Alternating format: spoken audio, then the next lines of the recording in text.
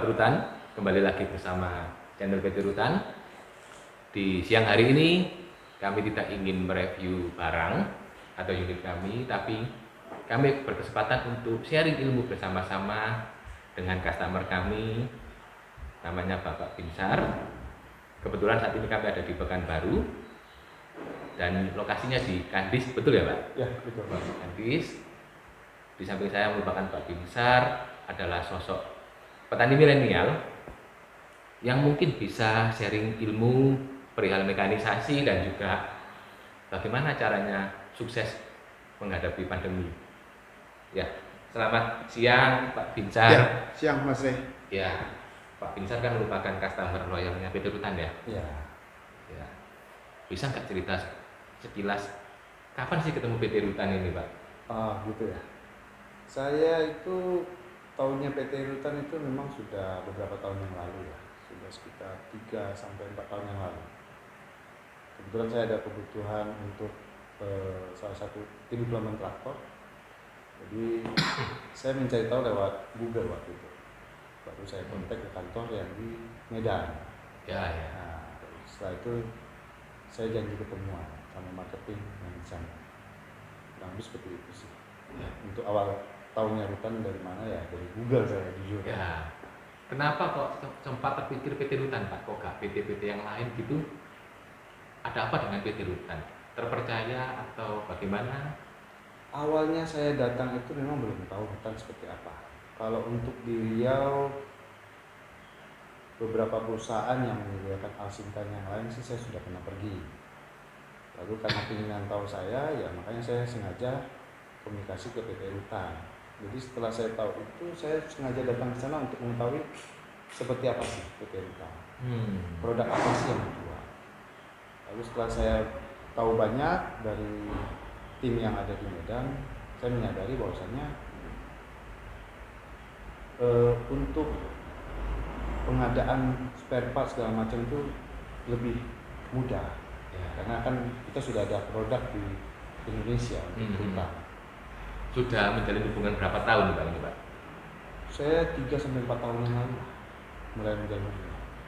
Bapak kan posisi di Pekanbaru ya, sedangkan Rutan kami di Medan. Ya. Bagaimana cara komunikasi perihal spare part-nya atau gimana ya?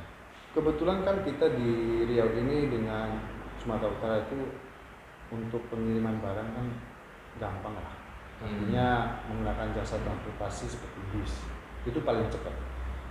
Jadi kalau saya ada kebutuhan spare part, awalnya saya komunikasikan ke tim yang ada di sana.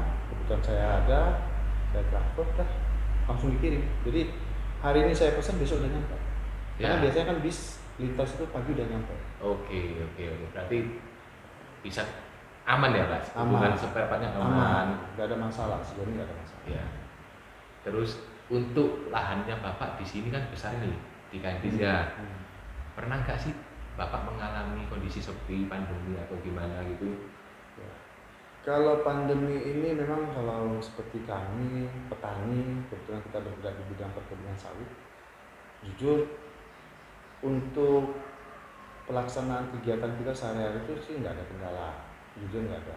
Hanya aja mobilisasi teman-teman yang ada di sini pekerja kita itu kita batasi supaya mengurangi resiko terhadap penyebaran COVID. Jadi nggak ada kendala kita. Untuk kita sebagai pelaku usaha sawit itu nggak ada kendala. Nggak ada kendala ya. Dan mungkin ini agak sedikit menyinggung ya Pak. Mohon maaf nih, pertanyaan nih. Pernah nggak Bapak mengalami masa-masa bangkrut gitu atau gimana? Gitu. Kok bisa sampai sekarang bisa sukses lagi seperti ini? Ya, jadi dulu saya sebelum fokus kepada usaha yang ada sekarang, pernah beberapa kali saya mencoba usaha yang lain. Saya memang mengalami banyak kegagalan, tapi saya selalu berusaha untuk ya semua pasti ada hikmahnya. Ya. Setiap kegagalan saya itu akhirnya membawa saya kepada satu hal, mensyukuri apa yang ada, yaitu usaha ini sendiri. Gitu. Sejak itu saya fokusnya ya kepada perkebunan ini sendiri. Karena dulu saya merasa perkebunan sawit itu bagi saya itu ya karena dari kecil saya mengenal sawit sehingga dewasa begini, bagi saya tantangannya kurang. Oke. Itu menyebabkan saya mencoba usaha-usaha yang lain. Ya. Tapi pada akhirnya itu yang membuat saya akhirnya kembali lagi untuk kembali fokus. Kembali fokus. Ya. Kuncinya di fokus berarti, Pak. Iya. Sekarang ini komoditas apa yang Bapak tanam, Pak? Selain sawit, saya kebetulan juga bergabung di kelompok tani yang ada di Kandis. Dari situ saya banyak belajar tentang beberapa komoditi pertanian yang lain. Yang ada saat sekarang ini saya sedang uji cobakan itu penanaman pinang dan porang. Oke. Ya, penanaman pinang dan porang. Namun sebelumnya saya sudah pernah mencoba untuk menanam pepaya, semangka, bahkan bawang. Sebelumnya itu makan kita sudah pernah mencoba untuk membuat sawah. Sawah pertanian. Sawah untuk di pertanian. Ini padi. Padi, betul. Bagaimana, Pak, sekarang? Padinya masih berjalan atau? Sejauh ini padi belum bisa berjalan. Kita sudah berjalan waktu itu dari masa uji coba kita hanya berjalan kurang lebih 1,5 tahun. Karena kita mengalami kendala, permasalahannya adalah permodalan dan artinya kawasan kita kebetulan kawasan hutan, sehingga karena kita membawa nama kelompok dari dinas pertanian juga tidak bisa terlalu banyak membantu karena lingkungan kawasan kita masih hutan. Oke. Jadi kita terkendala di situ karena pembangunan irigasi untuk pembuatan cetak sawah itu membutuhkan biaya yang besar dan tim teknis yang sangat paham dan kita nggak punya ilmu di situ. Berarti intinya ketika kita jatuh terpuruk atau bangkrut kita harus bangkit lagi, Pak. Ya. Jangan sampai kena mentalnya. Betul. Jadi mencoba dan mencoba. Jangan berani untuk gagal kembali. Jangan takut untuk gagal. Tapi kalau menurut perihal budgetnya gimana, Pak, kalau orang sering gagal terus lama-lama habis budget? Budget, kalau kita bicara budget itu pasti akan sangat berpengaruh. Dulu saya dalam melakukan satu uji coba itu seringkali saya melakukannya itu dengan skala besar. Jadi kalau teman-teman melihatnya itu bukan uji coba. Akhirnya saya belajar dari kegagalan uji coba yang skala besar itu. Kita perkecil dan kita mencari tahu apa sih yang menyebabkan kegagalan kita yang kemarin. Tentu ada beberapa faktor.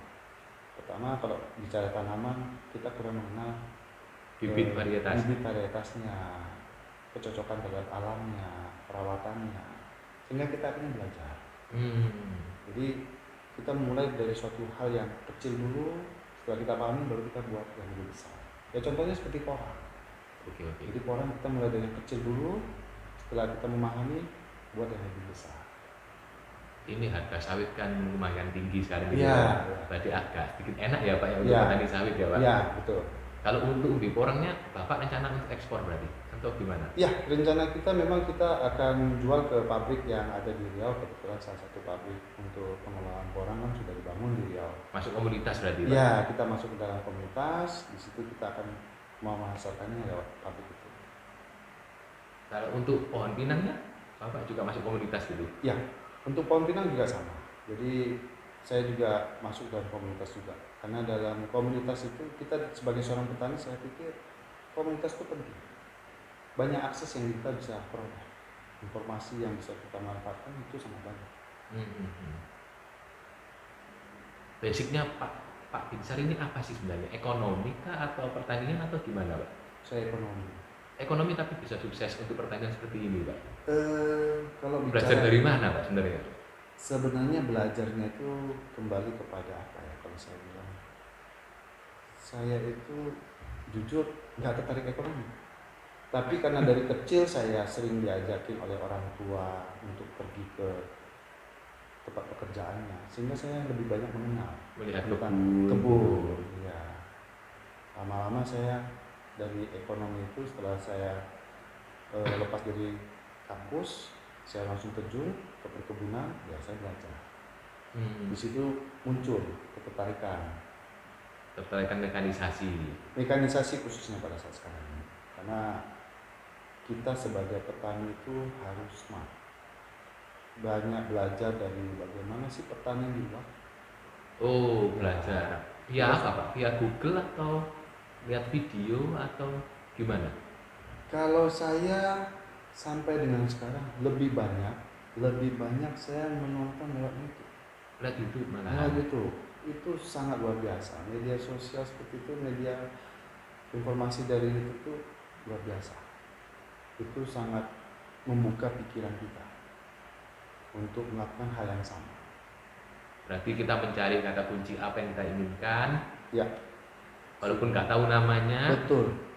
tapi kita kepingin ini. Ya, Bagaimana caranya Pak Binsar menghadapi kendala karyawan, Pak? Karena kan banyak mekanisasi kan terutama kan akan memangkas karyawan gitu. oh ya. Kalau prinsip saya, mekanisasi itu dengan karyawan yang ada, itu bukan berarti kita mengurangi karyawan. Oh, berarti nggak ada cemburu sosial ya? Nggak perlu ada kesenjangan, jangan sampai terjadi pengurangan. Justru kita bisa mengarahkan mereka untuk melakukan pekerjaan yang baru yang lainnya, sehingga income mereka tidak terganggu, penerimaan mereka terhadap teknologi itu bisa sejalan. Yang seringkali kita itu dalam kehidupan sehari-hari yang kita seringkali menolak teknologi karena apa? Kan orang mikir teknologi ini membuat pengangguran. Oke. Tapi semestinya kita berevolusi. Berarti mindsetnya harus dirubah. Bagaimana caranya Pak Binsar mengajari mindset pada karyawannya itu, Pak? Kita sering sharing. Setiap kali ada hal yang baru, kita akan sampaikan kepada teman-teman yang bekerja tujuannya apa. Agar tidak membuat negatif thinking dulu. Betul. Karena kita pengen setiap kawan-kawan yang bekerja di sini itu memiliki rasa nyaman. Oke. Jumlah karyawan berapa sekarang Pak? Kita di sini sekitar 40 orang. Cukup banyak ya. Ya. 40 orang dengan luas lahan berapa? Sekitar 200-an. 200. Oke. Tapi dari segi family selalu dukung ya, Pak ya? Sejauh ini sih ya. Walaupun banyak budget yang dikeluarkan untuk coba-coba pekerjaan gitu. Memang kalau masalah budget pasti ada sedikit pertentangan, itu wajar. Kita ambil contoh perusahaan besar, mereka juga punya budget untuk seperti hal-hal yang baru, try and error. Yang penting kan budgetnya itu jangan sampai over. Ya. Gitu. Meskipun saya dalam pelaksanaannya ya over. Jadi kita sudah mencoba, kita gagal, jangan diterusin. Iya. Harus segera keluar dari masalah itu. Betul. Jadi kalaupun ada alat yang baru yang kita ambil tidak cocok di area kita, ya jangan kita buang, sempurnakan aja. Kita harus modifikasi agar bisa dipakai. Betul, karena setiap alat yang digunakan itu tentu punya standarnya dalam penggunaannya. Standar lahan, alam, kemampuan. Ya, betul. Itu kita sesuaikan dengan alat yang kita beli dengan kondisi di lapangan kita. Jarang nih kami punya customer kayak Pak Binsar ini ya, karena kan banyak kan customer selalu minta unit itu harus perform di lahannya. Ya. Gitu kan? Berarti kita harus berubah mindset kita. Betul. Dan itu wajar. Saya rasa setiap user itu pengennya itu setiap alat yang dibeli begitu turun ke lapangan semestinya harus bisa perform. Iya. Sempurna. Harus lebih mahal nih ya kan. Tapi kan ada catatan-catatan sebenarnya yang harus kita pahami sebagai user. Ada kemampuannya. Betul. Jangan melebihi kapasitas itu. Benar. Oke. Rencana ke depan apa ini Pak Binsar? Mau beli lahan lagi atau mau ngapain? Kalau beli lahan, saya rasa semua orang kalau punya kemampuan finansial pasti pengen beli lahan. Jujur saya juga pribadi ya pengen menambah. Tapi sambil mencari ya kita jangan sampai melupakan apa yang ada. Optimalkan aja apa yang ada. Fokus kembali. Fokus lagi, tetap fokus. Setelah kita fokus pada apa yang ada, ketemu kesempatan untuk mendapatkan area yang baru ya kita jalan. Oke, ini pertanyaan terakhir nih Pak. Pertanyaan terakhir, bisa nggak ini Pak Binsar memberikan kesan-kesan kepada penonton YouTube ini? Nanti kan kita izin masuk YouTube ya Pak ya. Silakan. Apa sih yang untuk dimotivasi kepada customer ketika ada yang gagal atau ada yang kita harus bangkitnya harus ngapain. Ya, Kebanyakan kan kita kalau sudah gagal kan kita kecewa ya, betul, kecewa terus akhirnya trauma. betul, Nah, betul. dan mungkin bisa dimotivasi untuk penonton dan juga bisa nggak namanya mekanisasi apa yang pantas untuk lahannya mereka. Hmm, ya, Walaupun dari notabene kita harus mencari dari YouTube ya, ya, tapi kan mereka ya, juga masih ya, apa ya, nggak tahu gambarannya. betul, betul. Ya, jadi Monggo Pak. kalau bicara masalah mekanisasi, kita memang harus lebih banyak melihat dulu informasi di luar. Oke. Kita sesuaikan dengan kebutuhan kita. Setelah kita merasa kebutuhan kita dengan apa yang kita cari itu cocok, nggak ada salahnya kita mencoba. Nggak ada salahnya mencoba. Tapi kalaupun masih ada keraguan kita terhadap biaya yang akan kita keluarkan, nggak ada salahnya kita langsung datang ke pusat mencari tahu informasi lebih jelasnya lagi. Daripada kita dapat informasi yang setengah-setengah, takutnya dengan biaya yang sudah kita keluarkan begitu didatangkan tidak sesuai. Ya, ya. Tentu itu salah satunya. Kalau bicara masalah usaha, kegagalan, sebenarnya musuh terbesar dalam usaha itu ya diri kita sendiri. Kita takut gagal. Takut gagal. Lebih banyak berwacana, tapi tidak berani bereksekusi. Kalau kita terlalu banyak wacana, waktu habis. Mikir sia-sia ya Pak. Pikir terus tapi nggak dilaksanakan. Buat apa? Oke. Tapi lebih banyak melakukan tanpa perencanaan pun ya konyol. Ya. Artinya ya saya jujur belajar untuk bersyukur dengan apa yang ada. Kegagalan yang ada itu jadi pembelajaran. Jangan membuat kita kapok. Jangan membuat kita tuh takut. Selagi kita diberikan kesempatan, ya bagi saya itu uang itu bisa dicari. Tapi ada satu hal yang nggak bisa digantikan dari uang adalah waktu. Ya. Jadi lebih baik kita menghabiskan banyak waktu kita tuh untuk bekerja, berpikir, berinteraksi dengan teman-teman supaya apa? Membantu kita. Ya. Dan saya bersyukur dengan tim PT Rutan yang ada di Medan, kebetulan untuk di Riau kan di cover sama Medan. tim yang di Medan. Pola yang saya pikirkan selama ini yang saya jalankan dengan teman-teman, saya merasa cukup sejalan dengan tim yang ada di Medan. Kekeluargaan. Artinya segala sesuatunya itu Respon Pak cepat ya Pak. pasti bisa diselesaikan dengan baik gitu. Termasuk masalah pembiayaan, masalah harga, masalah pengadaan spare part, sampai dengan masalah kebutuhan teknologi yang terbaru. Iya. Dong. Betul. Saya juga awam soal teknologi. Saya tahunya dari YouTube. Ya. Mau menggunakan bahasa alat itu kepada marketing ya gampang. Tinggal screenshot, kasihkan link, saya mau barang seperti ini. Tolong carikan. Banyak opsi. Oke. Barang Eropa, barang Cina, tergantung kita. Budgetnya. Ya. Kalau kita belum berani membeli barang dengan budget yang tinggi, artinya seperti barang dari Eropa, ya, alternatif masih banyak. Dari Cina, dari India. Seperti yang saya pesan terakhir kemarin itu luar biasa. Ya. Sangat dimudahkan. Karena biaya untuk sumber daya manusia juga kedepannya juga semakin naik. Ketersediaan SDM juga semakin terbatas. Banyak orang masuk pabrik, masuk perusahaan. Betul. Karena sekarang ini kebanyakan orang malu menjadi petani. Kalau saya bangga jadi petani. Kenapa bangganya Pak? Sekaya apapun kita butuh makan. Betul. Yang mengadakan itu siapa? Petani. Saya pernah membuka sawah itu, jujur itu memberikan kesan yang berbeda. Membawa beras dari sawah sendiri kepada keluarga itu satu kebanggaan. Hasil jeripaya kita sendiri. Meskipun kalau dihitung secara duit buntung. Rugi, Pak.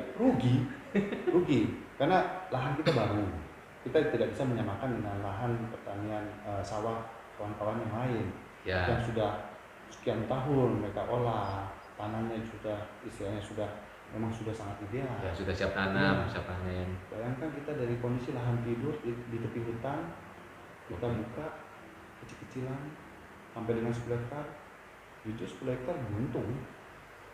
Tapi saat membawa beras, hasil keringat kita dan kawan-kawan ke rumah, Dikonsumsi keluarga. dikonsumsi anak dan istri, itu nggak ada nilainya.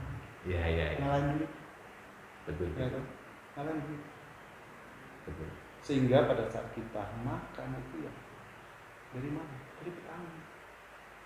Makanya saya bangga dari petani. Oke, mantap. Ya kan? Oke. Sangat termotivasi sekali, dan terima kasih Pak Binsar atas Sama-sama. waktunya. Sama-sama. Mungkin kita bisa bertemu lagi next time ya. Terima kasih juga atas support selama ini. Ya. Oke. Terima kasih kepada Sobat PT Rutan yang selalu bergabung dan senantiasa di channel ini.